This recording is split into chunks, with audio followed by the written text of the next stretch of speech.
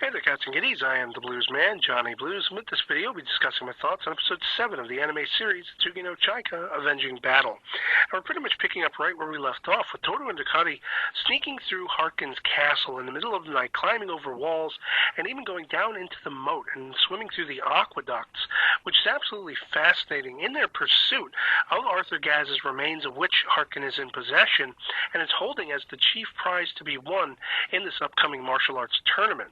And of course, they run smack dab right into Shin Akira, who is their old mentor, and he's basically, sided against them because of the whole idea, that whole aesthetic of being, in this case, a saboteur.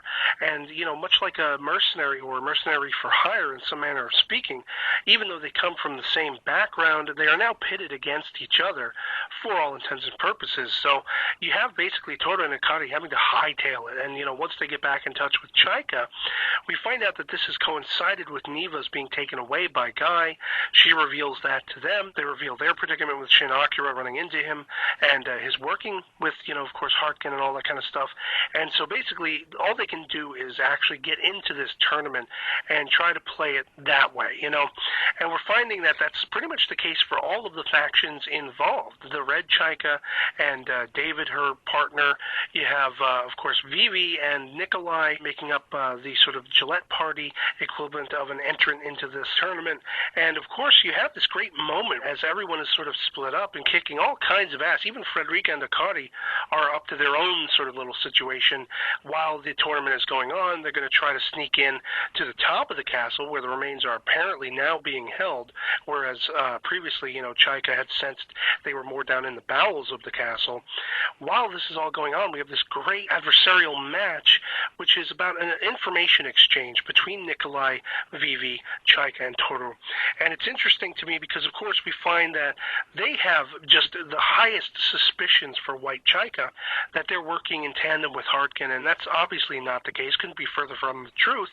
And so they're both finding out the truth of the whole situation, the idea that Neva has been kidnapped by Guy, and of course, with Vivi's reaction, she knows who Guy is and has had interactions with him and such like that.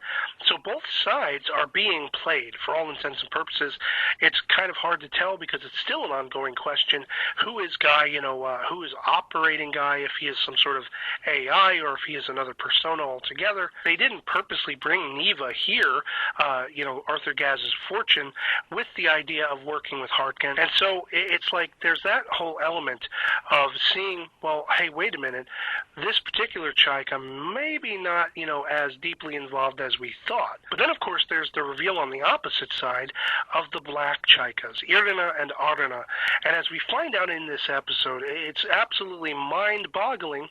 There's a third Black Chaika, and I don't know what her name is. I don't think we actually get to see, but based on the dialogue between the two former Black Chaikas talking to her, it seems that she has something going on. There are some machinations at her fingertips. I almost began to wonder if this was like the Blue Chaika all over again, reborn or something like that, but I have no idea. It's something that it makes me wonder if Harkin is being manipulated into this aesthetic for calling for war. That's what the whole thing is about, this whole martial arts competition, this faux competition, if you will, the idea of amassing soldiers and getting the toughest warriors in all the land. And basically, Harkin wants to be the top-tier ruler overall and bring back this momentum of war, because he sees a sort of lack in value, a lack of purpose in his life without war. It's almost going back and touching base on that whole aesthetic of Toru's, without battle, without being hired to do things, what would I have to do in life? And it's almost a perversion of that.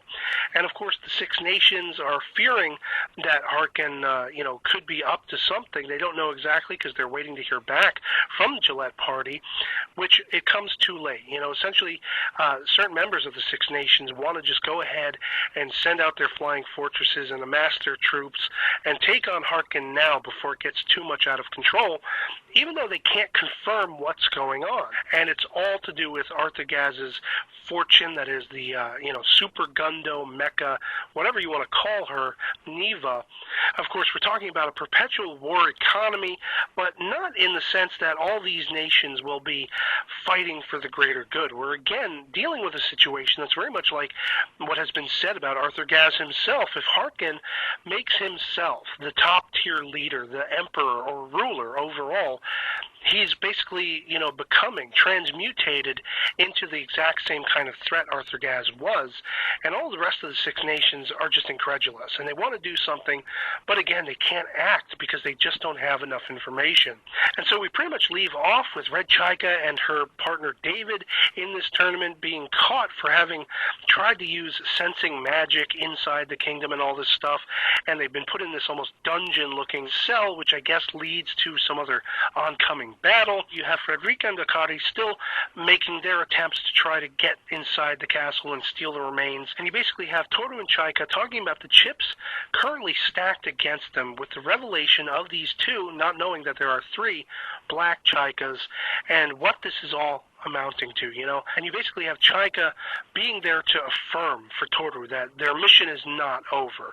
If there are remains, we will continue this mission. She will not lose her resolve in the face of all these question marks looming and all that kind of stuff. And I would love to see the resolve that she has, amounting to maybe, saving Neva, getting Neva back away from the black Chaikas, and just bringing down whatever the malevolent war culture mentality is in effect here via Harkin, via these black Chaikas, all that kind of stuff. I would love to see the proper Chaika, white Chaika, be the true heroine of the series to best these malevolent foes, and I can't wait to see where we go from here. So otherwise, that'll be pretty much it for me on this. I'd love to hear from you guys in the comments below what you thought of episode 7 of Hitsugi no Chaika Avenging Battle, if you've seen it.